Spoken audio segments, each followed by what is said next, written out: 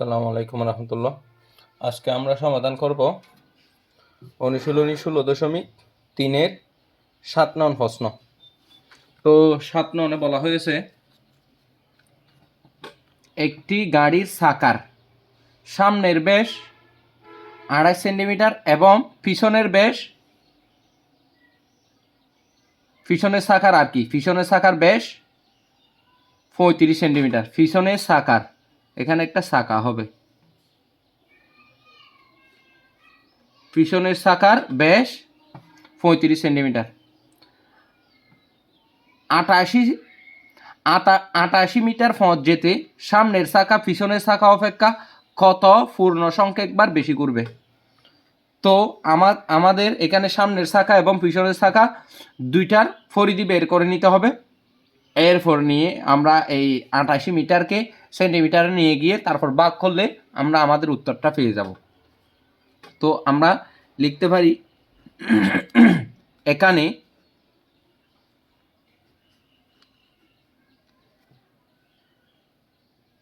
সামনের চাকার ব্যাস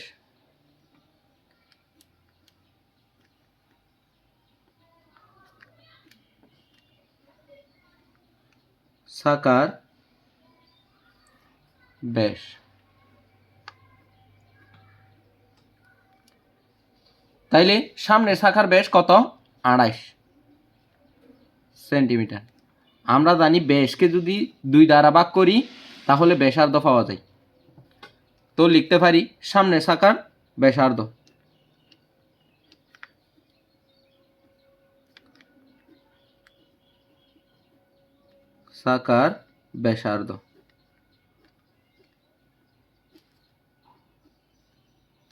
সামনের চাকার ব্যাসার্ধকে আমরা আর দ্বারা প্রকাশ করি, তাহলে ব্যাসকে 2 দ্বারা যদি ভাগ করি ব্যাসার্ধ পাওয়া যায় 28/2 সেন্টিমিটার।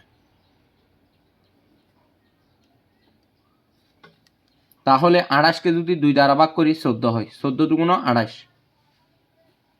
14 সেন্টিমিটার।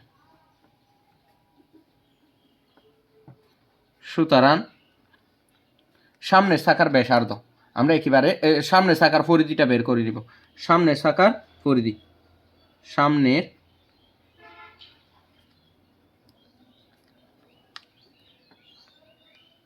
চাকার পরিধি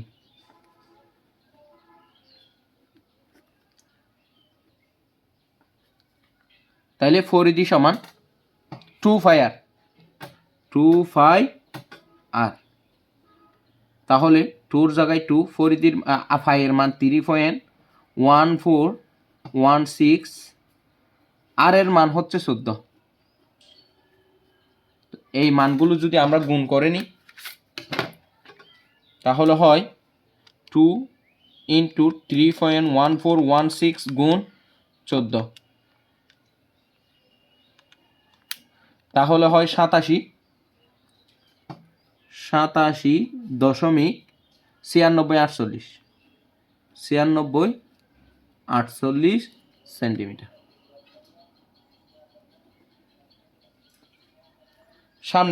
সামনে চাকার ফাইলাম এবং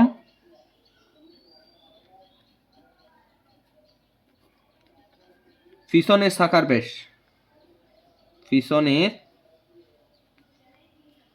চাকার ব্যাস, তাহলে পিছনের চাকার ব্যাস কত বলেছে? পিছনের চাকার ব্যাস 35 সেন্টিমিটার, 35 সেন্টিমিটার। এটাও আগের নিয়মে পিছনের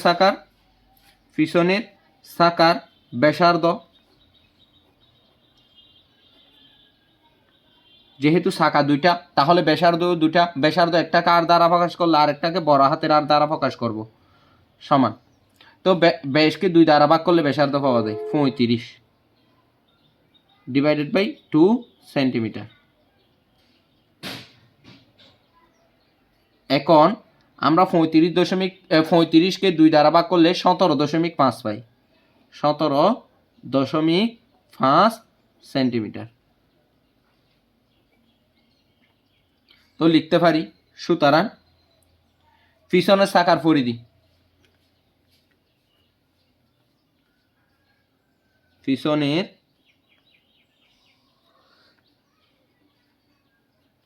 চাকার পরিধি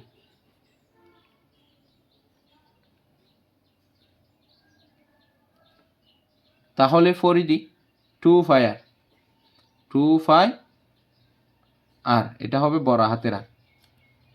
তো 2 জায়গায় 2, 5 এর মান 3.1416 গুণ আর এর মান পেয়েছি 17.5 এই সবগুলো যদি মান আমরা গুণ করে নিই 2 × 3.1416 গুণ 17.5 তাহলে 109.956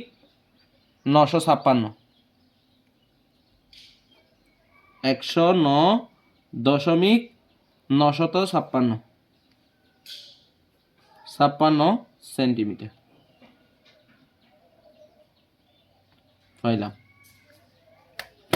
এখন আমাদের এখানে এটা হচ্ছে দাঁড়ি 88 মিটার পথ যেতে সামনের চাকা পিছনের চাকা অপেক্ষা কত পূর্ণ সংখ্যা একবার ঘুরবে, অর্থাৎ দশমিকের পর যদি কোনো সংখ্যা থাকে এগুলো বাদ দিয়ে পূর্ণ সংখ্যাগুলো নিতে বলেছে।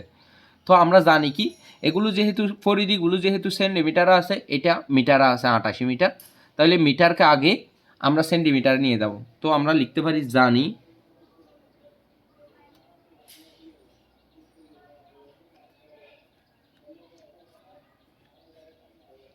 1 মিটার সমান 100 সেন্টিমিটার।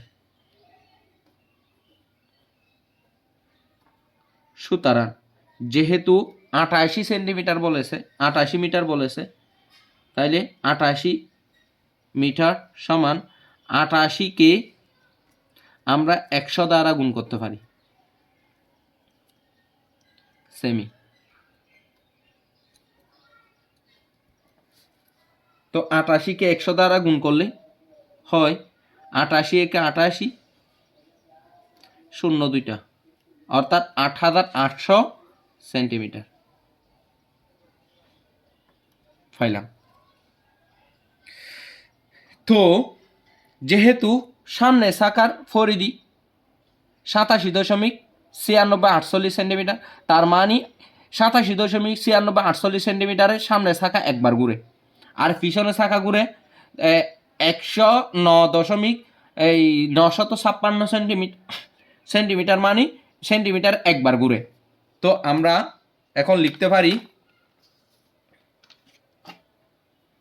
সামনে চাকার পরিধি কত আছে। এখন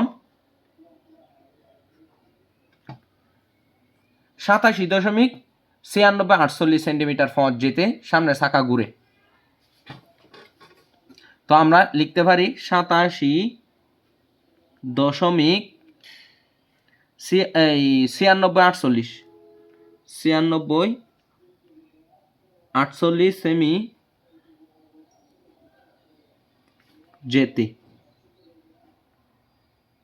যেতে সামনের চাকা ঘুরে।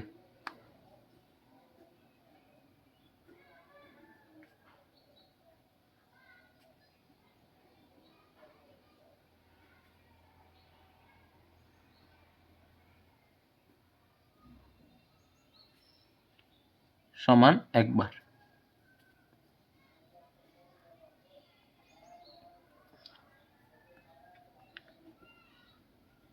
1 সেন্টিমিটার যেতে সামনের চাকা ঘুরে, যেহেতু বেশি ঘুরবে তাই ভাগ হবে 87.9648 বার। সুতরাং তাহলে 8800 সেন্টিমিটার 8800 সেন্টিমিটার যেতে সামনের চাকা ঘুরে, পুরা সংখ্যাটাকে ভাগ করলে 8800 ভাগ 87.9648 96 48 বার। তো এই সংখ্যাটাকে আমরা যদি ভাগ করি তাহলে 8800 ভাগ 87.96 তাহলে হয় অনেকগুলো মান আসে 100.040016 বার। তো যেহেতু পূর্ণ সংখ্যা নিতে বলেছে তো আমরা পূর্ণ সংখ্যাটি নিব। পূর্ণ সংখ্যা একবার যেহেতু বলেছে, পূর্ণ সংখ্যা মানি 100 বার দিলাম। এখানে কিন্তু একটা দশমিক আছে, তাহলে সামনের শাখা 100 বার ঘুরে। 8800 সেন্টিমিটার যাইতে সামনের শাখা ঘুরে 100 বার। আবার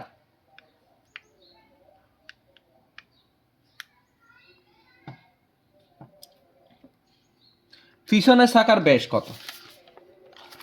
তার মানে 109.956 সেন্টিমিটারে যায় 1 সেন্টিমিটার। তো আমরা লিখতে পারি 109.956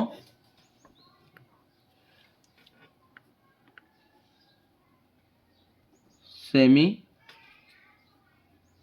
যেতে পিছনের শাখা ঘুরে।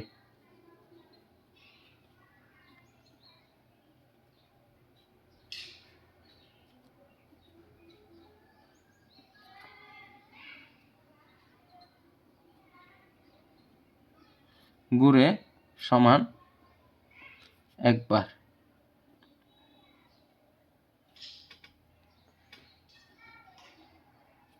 এক সেন্টিমিটার যেতে পিছনের শাখা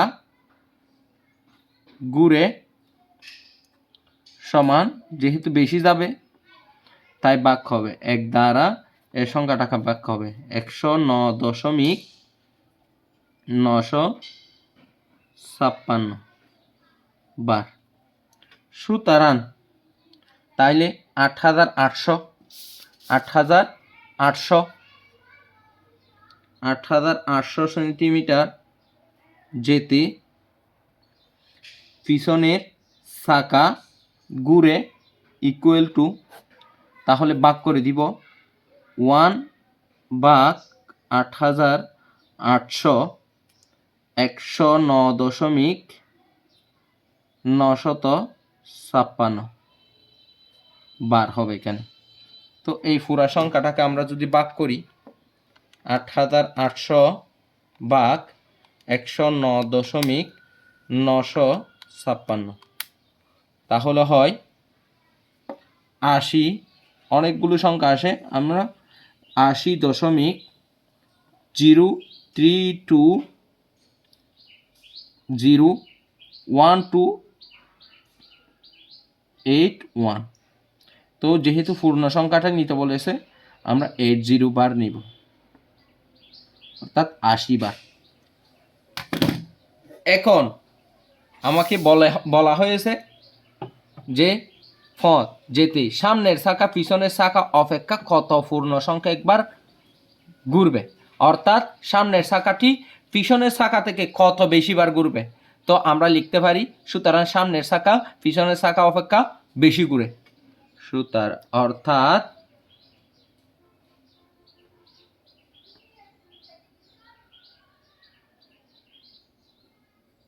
সামনের শাখা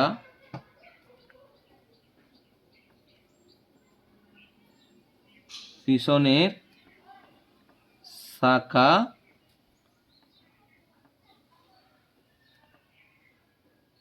অপেক্ষা বেশি ঘুরে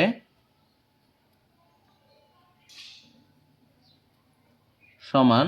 তাহলে সামনের শাখা 100 মাইনাস পিছনের শাখা 80 বার ইকুয়াল টু 20 বার। তাহলে আনসার হবে এটি, আনসার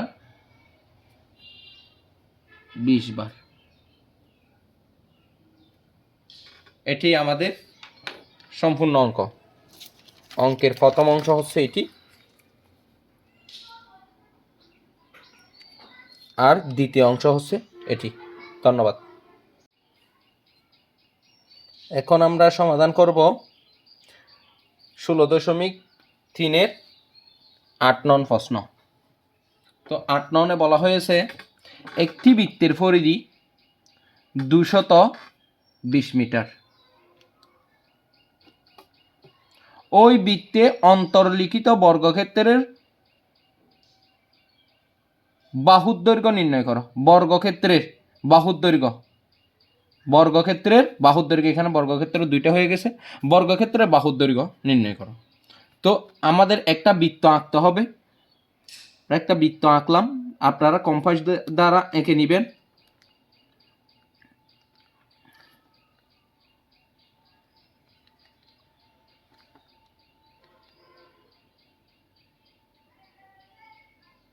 এটা একটা বৃত্ত আঁকলাম।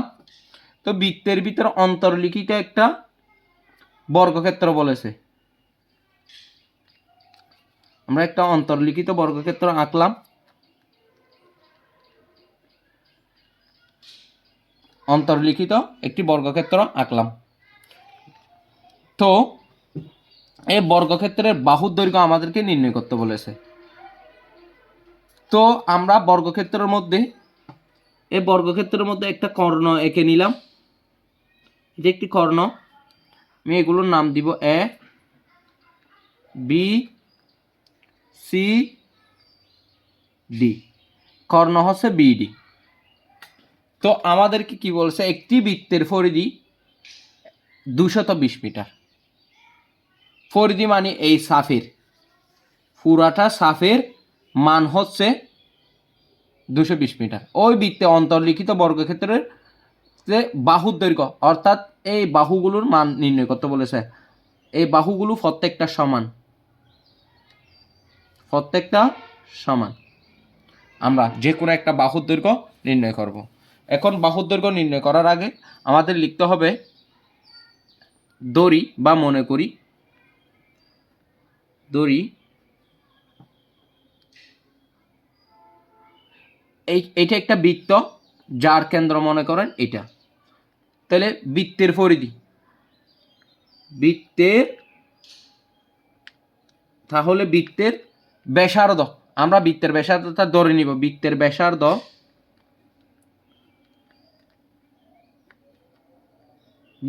ব্যাসার্ধ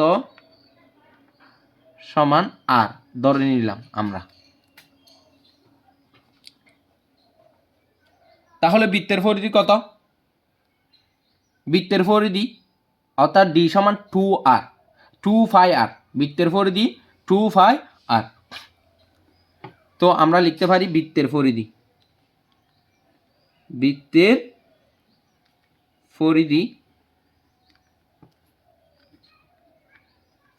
সমান 2πr। প্রশ্নমতে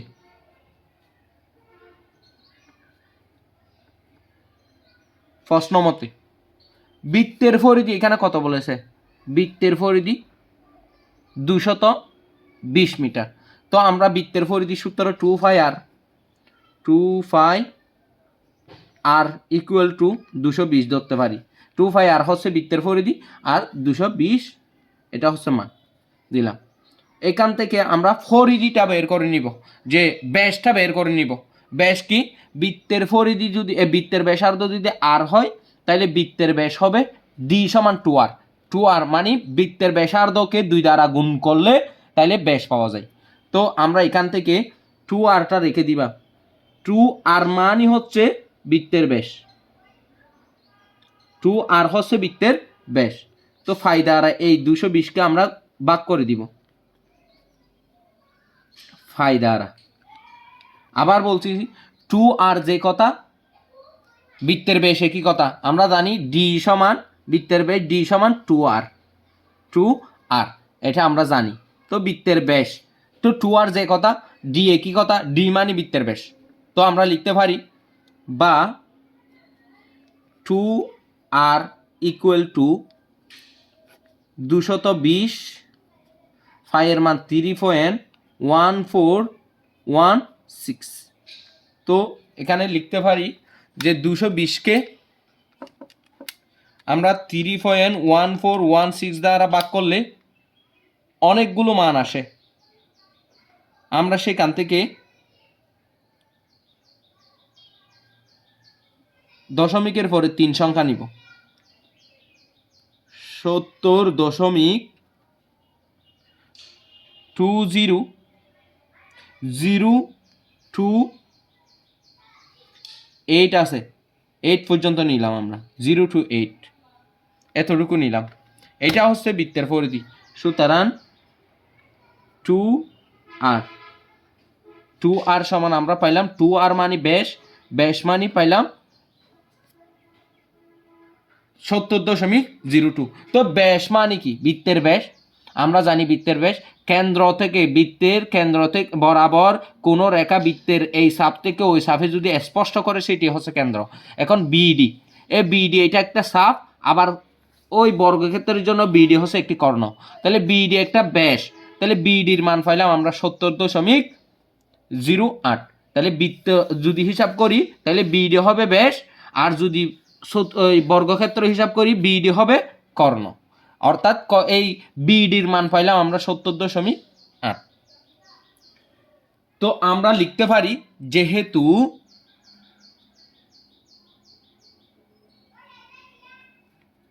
বর্গক্ষেত্রটি বৃত্তে অন্তর্লিখিত, মানে বর্গক্ষেত্রটি বৃত্তের ভিতরে,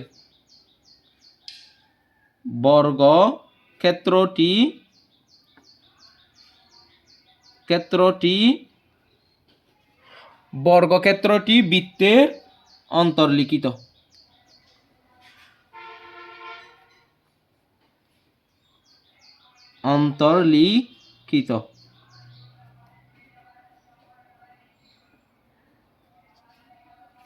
সেহেতু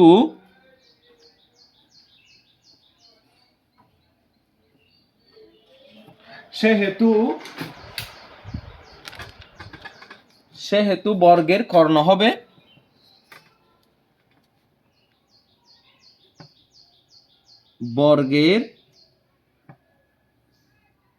কর্ণ হবে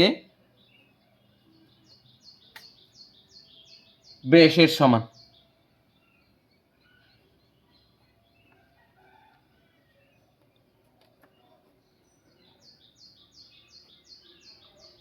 অর্থাৎ বৃত্তের কর্ণ যে কথা, চতুর্ভুজের বৃত্তের ব্যাস যে কথা, ওই বর্গক্ষেত্রের কর্ণ একই কথা। তার মানে 70.08। তো আমরা এখন লিখতে পারি ধরি বর্গের বাহুর দৈর্ঘ্য। এইখানে যে একটা বর্গ আছে, বর্গগুলোর বাহুর দৈর্ঘ্য। তো লিখতে পারি ধরি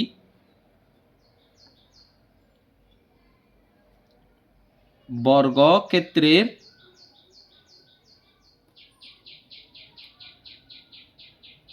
বাহুর দৈর্ঘ্য আমরা ধরে নিলাম। সুতরাং বর্গক্ষেত্রের কর্ণ দৈর্ঘ্য হবে, তো কর্ণ দৈর্ঘ্য সূত্র কি? √2a, মানে √2 বাহুর দৈর্ঘ্য। তো বাহুর দৈর্ঘ্যকে ধরলে √2a, তাহলে আমরা লিখতে পারি সুতরাং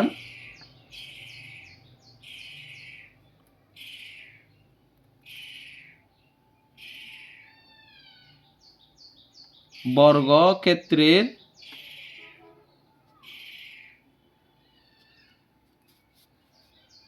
কর্ণের দৈর্ঘ্য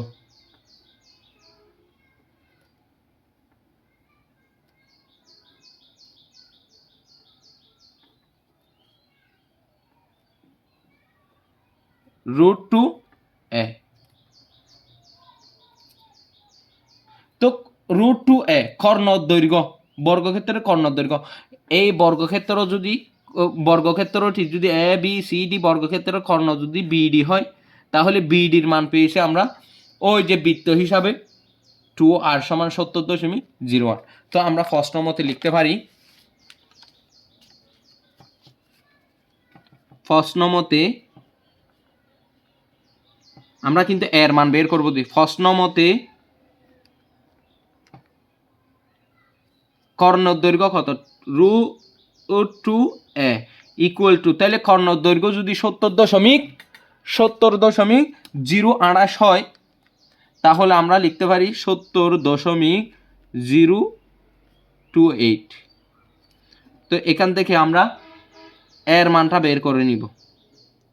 এ ইকুয়াল টু, তাহলে 70.028, নিচে আছে √2। 70.028 কে যদি আমরা ওই যে √2 দ্বারা ভাগ করি বা √2, তাহলে আমরা পাই হচ্ছে আপনার 49.51। অনেকগুলো মান আসে, আমরা সেখান থেকে সুতরাং এ সমান 49.5, আমরা তিনটা সংখ্যা নিব, 517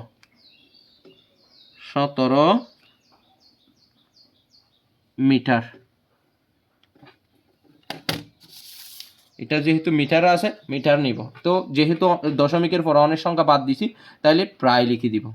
প্রায় আমরা লিখতে পারি আনসার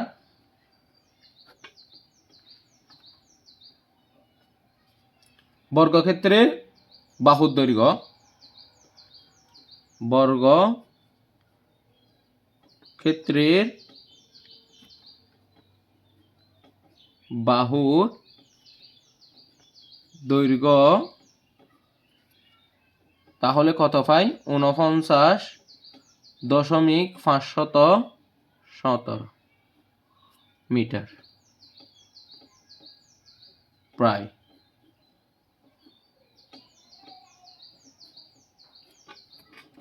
এটি হচ্ছে আমাদের আনসার। তাহলে অঙ্কটির প্রথম অংশ হচ্ছে এটি, আর দ্বিতীয় অংশ হচ্ছে এটি। এখন আমরা 9 নং প্রশ্নের সমাধান করব। 9 নং বলা হয়েছে একটি বৃত্তের পরিধি একটি সমবাহু ত্রিভুজের পরিসীমার সমান, এদের ক্ষেত্রফলের অনুপাত নির্ণয় করো। একটি বৃত্তের পরিধি, আগে আমরা পরিধি নিয়ে কাজ করি। ধরি বৃত্তের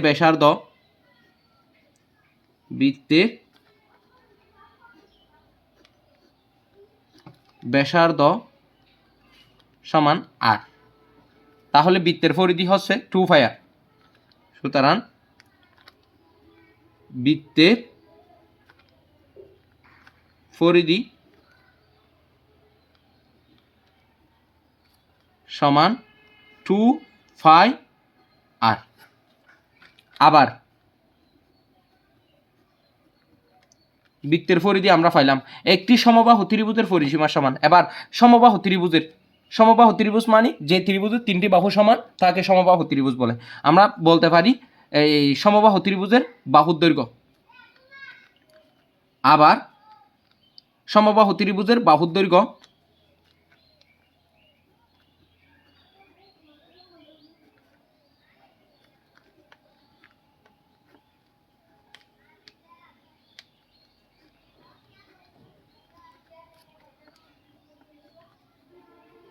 বাহুর দৈর্ঘ্য সমান এ। এটাও আমরা দড়ি লিখলাম, দড়ি।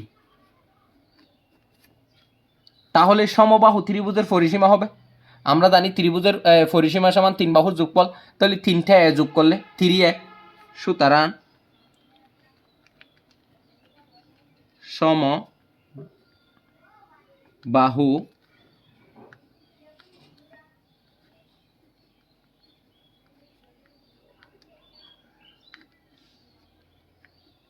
ত্রিভুজের পরিসীমা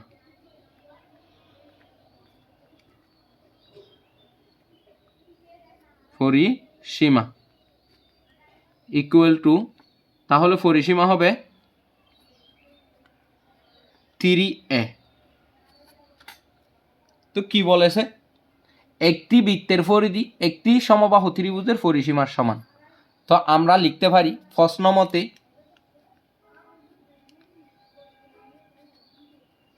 মতে বৃত্তের পরিধি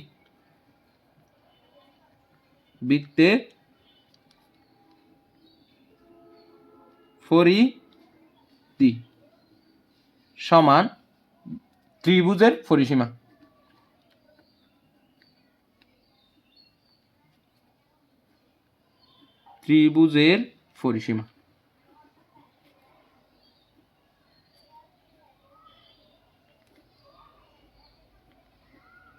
সীমা। তো যেহেতু সমান বলেছে তাই আমরা মাঝখানে সমান দিলাম। তো বৃত্তের পরিধি কত পাইলাম 2πr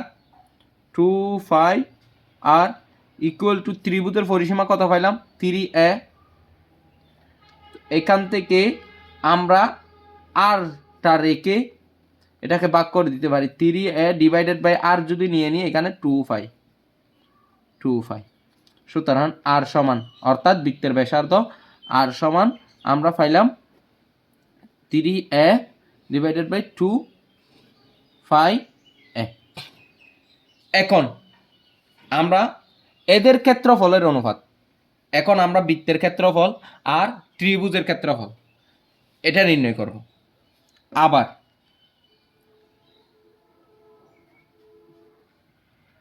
বৃত্তের ক্ষেত্রফল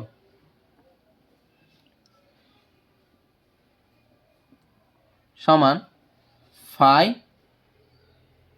আর স্কোয়ার এবং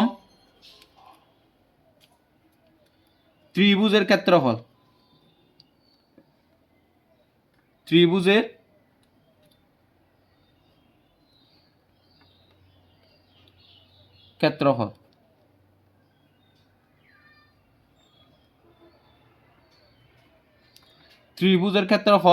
সমবাহু ত্রিভুজ যেহেতু তাহলে সমবাহু ত্রিভুজের ক্ষেত্রফল হবে,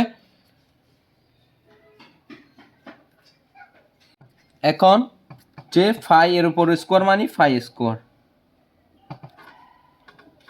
তো অনুপাত √3a²/4 এখানে সমান হবে, আমরা সমান দিলাম। তো নিচে দুইটা ফাই স্কোয়ার উপরে একটা ফাই, তো উপরেরটা নিচেরটার সাথে ভাগ করে দিলে উপরে থাকে 9a², নিচে হচ্ছে 4π। নিচে দুইটা থেকে একটা চলে গেছে উপরেরটার সাথে ভাগ হয়ে। তো কেন অনুপাত লিখতে পারি 3a²/4। এখন আমরা অনুপাতের উভয় পাশে স্কোয়ার থাকার কারণে স্কোয়ার চলে যাবে, আর এখানে নিচে 4 থাকার কারণে সেটাও চলে যাবে। তাহলে স্কোয়ার থাকার কারণে এখানে এটা চলে গেলে থাকে 9, নিচে 4 চলে গেলে থাকে 5। অনুপাত এখানে স্কোয়ার মিল থাকার কারণে স্কোয়ার চলে গেল, উভয় পক্ষকে স্কোয়ার দ্বারা ভাগ, আবার উভয় পক্ষকে 4 দ্বারা ভাগ গুণ। তো আমরা দুইটা একসাথে বাদ দিলাম, উপরে থাকে √3 আর নিচে 4 বাদ চলে গেলে থাকে 1। এখন এটাকে আমরা লিখতে পারি ভাগ আকারে 9/√2 √3/1। এটাকে একত্রে লিখলে হয় 9/5 গুণ, এটাকে যদি আমরা ভাগটাকে গুণ করে দিই তাহলে সেটা উল্টে যাবে, তাহলে √3 আসবে নিচে, 1 চলে যাবে উপরে। এখন নিচে যেহেতু √3, তো এই দুইটাকে আমরা একত্রে গুণ করে দিলে উপরে থাকে 9, নিচে থাকে √3 এখন যেহেতু নিচে √3 আছে সে √3টাকে আমরা বাদ দিব।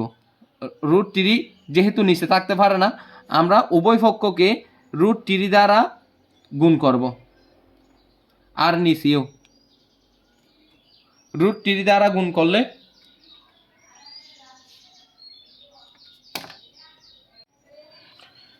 তো উভয় পক্ষকে √3 দ্বারা গুণ করলে নিচে একটা √3 ছিল, এটাকে আরেকটা √3 দ্বারা গুণ করলে তাহলে হয় এখানে 9√3 আর √3 একসাথে হলে 5√3 হোল স্কোয়ার হয়। তাহলে √3 এই 5 স্কোয়ার আর 5 যদি √3 যদি কেটে যায়, রুট যদি কেটে যায়, উপরে থাকে 9√3 আর নিচে 5, নিচে হচ্ছে 5, তাহলে ইন্টু 3। এখন আমরা উপর নিচে কেটে দিব, উপর নিচে যদি কেটে দিই তাহলে 3 একে 3, 3 তারিখা 9, তাহলে উপরে আছে 3√3, নিচে আসছে হচ্ছে 5। এখন এটাকে যেহেতু আমাদের অনুপাত বের করতে বলেছে, তো আমরা এটাকে অনুপাত আকারে লিখতে পারি √3 অনুপাত 3√3 অনুপাত 5। এটি হচ্ছে আমাদের আনসার।